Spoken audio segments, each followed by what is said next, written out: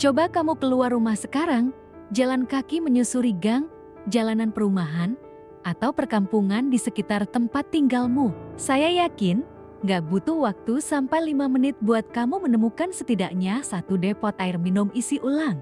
Lampu ultravioletnya yang berwarna biru menyala terang di balik kelas kaca, tumpukan galon kosong yang berbaris rapi di depan toko, dan tentu saja, suara deru mesin pompa air berdengung yang sangat khas. Pernah nggak sih kamu mikir, kenapa bisnis ini ada di mana-mana dan seolah mengepung pemukiman kita? Dan anehnya, bisnis ini jarang banget kelihatan bangkrut atau tutup permanen. Padahal kalau dipikir-pikir secara logika sederhana, air itu kan barang yang sangat murah dan tersedia di alam.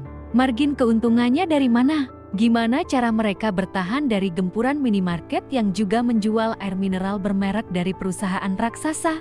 Hari ini, kita akan bedah tuntas anatomi bisnis air galon isi ulang dalam sebuah analisis mendalam. Mulai dari psikologi konsumennya, rincian modal awalnya, hitung-hitungan cuan hariannya, sampai sisi gelap, kualitas kontrol, dan tantangan berat di lapangan yang jarang diomongin orang. Siapkan catatan kalian. Mari kita mulai deep dive kita kali ini. Untuk paham kenapa bisnis ini nggak pernah mati dan sangat kebal terhadap krisis, kita harus melihat dulu pergeseran gaya hidup dan psikologi masyarakat kita secara luas. Mundur ke beberapa dekade lalu, merebus air keran atau air sumur adalah rutinitas pagi yang wajib di hampir setiap rumah tangga. Tapi sekarang, aturannya sudah berubah karena waktu adalah uang. Masyarakat modern, apalagi di wilayah perkotaan dan semi perkotaan, sudah terlalu lelah dengan pekerjaan dan mobilitas sehari-hari. Merebus air itu butuh waktu untuk menunggu mendidih, butuh gas LPG yang harganya terus merangkak naik, dan butuh tenaga ekstra untuk memindahkan serta mendinginkannya sebelum akhirnya benar-benar aman dan nyaman untuk diminum. Air galon isi ulang hadir menawarkan satu komoditas tak terlihat yang paling dicari oleh manusia modern, kepraktisan mutlak. Orang rela membayar beberapa ribu rupiah untuk memotong seluruh proses panjang dan melelahkan itu. Dalam kacamata bisnis, ini bukan lagi soal menjual air, tapi menjual waktu luang dan mengeliminasi rasa repot. Ketika sebuah produk sudah berubah wujud dari sekadar kebutuhan sekunder menjadi solusi instan untuk rutinitas harian, maka produk itu sudah mengunci pelanggannya secara psikologis. Dan ingat, minum itu kebutuhan biologis dasar manusia. Kamu bisa menunda rencana beli baju baru saat akhir bulan. Kamu bisa menunda cekal keranjang e-commerce, tapi kamu sama sekali nggak bisa menunda minum air saat haus. Ngomong-ngomong soal rutinitas minum, kalian di rumah tim yang pakai air galon isi ulang dari depot, air mineral bermerek dari minimarket, atau masih rajin masak air sendiri di atas kompor nih? Coba ceritain kebiasaan kalian dan alasannya di kolom komentar, ya. Angka ini belum termasuk biaya sewa tempat, modifikasi ruko, perizinan, dan pembelian kendaraan operasional seperti motor bebek bekas yang sudah dimodifikasi dengan keranjang besi khusus untuk mengangkut galon. Jadi, secara kasar, seseorang butuh menyiapkan dana segar sekitar 30–50 juta rupiah untuk bisa running atau beroperasi di bulan pertama. Modal yang lumayan besar untuk kelas usaha mikro, kan? Tapi justru disinilah letak saringannya. Karena butuh modal awal yang lumayan, nggak semua orang bisa sembarangan buka dan tutup besoknya. Mereka yang sudah nyemplung akan mati-matian bertahan sampai minimal break-even point atau balik modal. Sekarang, mari kita masuk ke bagian yang paling kalian tunggu. Hitung-hitungan duit operasionalnya. Setelah mesin menyala, untungnya dari mana sih bisnis receh ini? Mari kita buat simulasi sederhana. Sebuah depot air minum biasanya membeli air baku dari truk tangki yang diklaim berasal dari mata air pegunungan. Anggaplah satu truk tangki berkapasitas 8.000 liter, harganya sekitar 500–600 ribu rupiah saat tiba di lokasi depot. Satu galon standar itu volumenya adalah 19 liter. Artinya, dari satu truk tangki air baku tersebut, sebuah depot bisa memproduksi sekitar 420 galon air siap jual.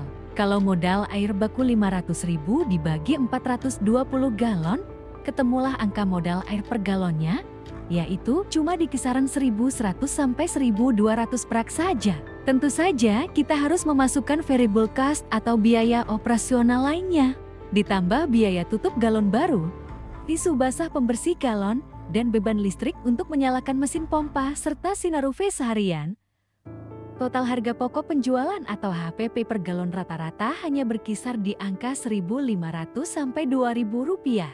Sementara itu, coba lihat harga jual air isi ulang di pasaran saat ini. Rata-rata depot mematok harga di angka Rp5.000 sampai Rp7.000 per galon, tergantung lokasi dan kualitas airnya. Bayangkan, gross margin atau margin laba kotornya bisa mencapai 200 hingga 300% dari HPP. Ini adalah persentase angka yang sangat fantastis untuk ukuran bisnis rumahan. Mari kita tarik ke skala bulanan. Kalau sebuah depot yang sudah berjalan stabil bisa menjual rata-rata 100 galon saja per hari, dengan asumsi keuntungan bersih setelah dipotong gaji karyawan adalah Rp3.500 per galon. Itu artinya mereka mengantongi laba bersih Rp350.000 per hari. Dikalikan 30 hari, bisnis receh ini bisa mencetak laba bersih di atas Rp10 juta per bulan. Sangat menggiurkan dan masuk akal kenapa banyak orang tergiur membukanya. Tapi tunggu dulu, margin yang besar nggak akan ada artinya kalau nggak ada orang yang mau beli. Rahasia utama kenapa depot air ini bisa bertahan dari tahun ke tahun adalah kekuatan yang saya sebut sebagai monopoli mikro lokal dan strategi marketing jemput bola. Bisnis air galon itu sangat bergantung pada geografi dan jarak. Orang nggak akan mau beli air galon yang jaraknya 5 km dari rumahnya, sesehat atau semurah apapun air itu. Mereka akan selalu memprioritaskan depot terdekat yang ada di gang atau depan komplek rumah mereka.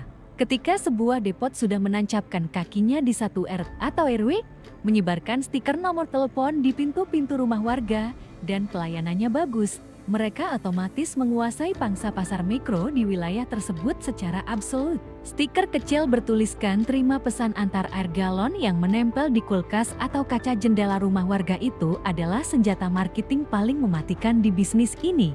Kekuatan selanjutnya adalah sistem berlangganan tak kasat mata melalui repeat order yang brutal. Berapa galon air yang rata-rata keluarga kamu habiskan dalam seminggu?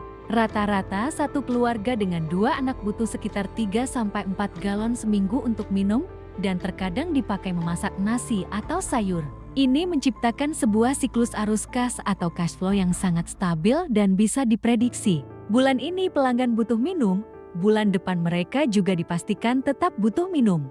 Berbeda dengan bisnis kuliner viral kekinian, es kopi susu, atau makanan unik yang mungkin orang cuma beli sekali 2 kali karena FOMO dan penasaran. Bisnis air galon didorong oleh kepatuhan pada kebutuhan absolut, apalagi banyak depot yang menggunakan strategi kupon loyalty. Kumpulkan 10 kupon, gratis isi ulang 1 galon. Strategi sederhana ini sangat efektif mengikat pelanggan agar tidak selingkuh ke depot sebelah. Pelanggan diikat oleh rasa percaya, kebiasaan, dan insentif kecil. Wah, enak banget dong bisnis ini. Tinggal duduk manis di ruko, angkat telepon, antar galon, lalu cuan mengalir deras setiap hari. Eits, nggak seindah itu. Kawan, kalau kita mau bedah bisnis, kita wajib membahas sisi gelap dan tantangan ekstremnya. Tantangan pertama dan yang paling sering bikin pengusaha depot pemula gulung tikar adalah masalah logistik dan fisik. Mengantar air galon itu sangat berat. 1 galon penuh itu beratnya sekitar 19 kg. Mengangkat puluhan galon setiap hari ke atas keranjang motor, menembus panas terik matahari dan hujan lebat, lalu menggotongnya berjalan kaki sampai ke dalam dapur pelanggan adalah pekerjaan kasar yang menghancurkan tulang punggung dan lutut. Sulit sekali mencari karyawan kurir atau pengantar air yang jujur, punya fisik yang kuat, dan mau bertahan lama dengan gaji yang biasanya tidak terlalu besar. Tingkat turnover atau keluar masuk karyawan di posisi kurir air ini sangat tinggi. Dan kalau kurir andalanmu mendadak resign atau sakit, mau tidak mau, suka tidak suka, kamulah sebagai owner yang harus turun gunung jati kuli panggul dadakan hari itu juga agar pelanggan tidak kecewa. Belum lagi urusan kendaraan operasional. Beban berat dari puluhan galon setiap hari membuat motor pengantar air sangat cepat rusak. Rantai cepat iwas, kampas rem cepat habis, ban sering bocor, dan shock breaker mudah jebol. Biaya bengkel ini adalah kebocoran dana tak kasat mata yang sering diremehkan. Tantangan kedua yang gak kalah mengerikan, mentalitas bisnis, dan kepercayaan konsumen terkait quality control. Bisnis ini pada dasarnya mempertaruhkan kesehatan orang banyak. Sekali saja mesin filter kamu bermasalah, lampu UV mati tanpa kamu sadari, atau jadwal ganti filter telat, dampaknya bisa fatal. Jika air yang dikirim ke pelanggan ternyata terasa bau tanah, berlumut, atau yang terburuk, membuat satu keluarga sakit perut, maka tamat sudah riwayat bisnis tersebut. Berita buruk seperti ini akan menyebar secepat kilat dari mulut ke mulut, di arisan ibu-ibu, dan di grup WhatsApp RT setempat. Kamu bisa kehilangan 80% pelangganmu hanya dalam tempo semalam akibat satu kesalahan fatal.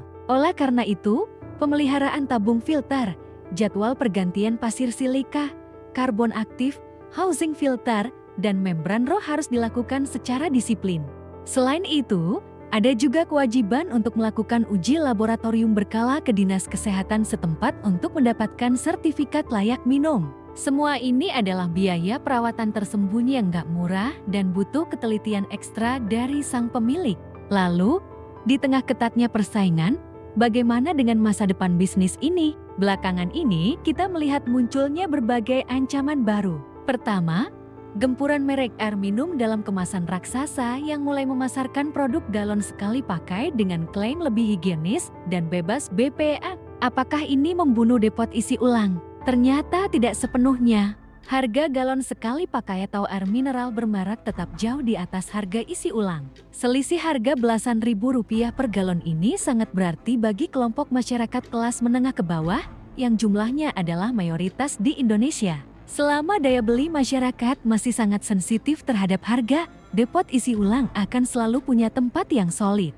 Ancaman jangka panjang kedua adalah tren penggunaan water purifier, yaitu alat canggih bernilai jutaan rupiah yang dipasang di dapur untuk menyaring air keran langsung menjadi air minum murni tanpa perlu repot angkat galon. Apakah teknologi ini akan membuat depot air galon punah seperti wartel?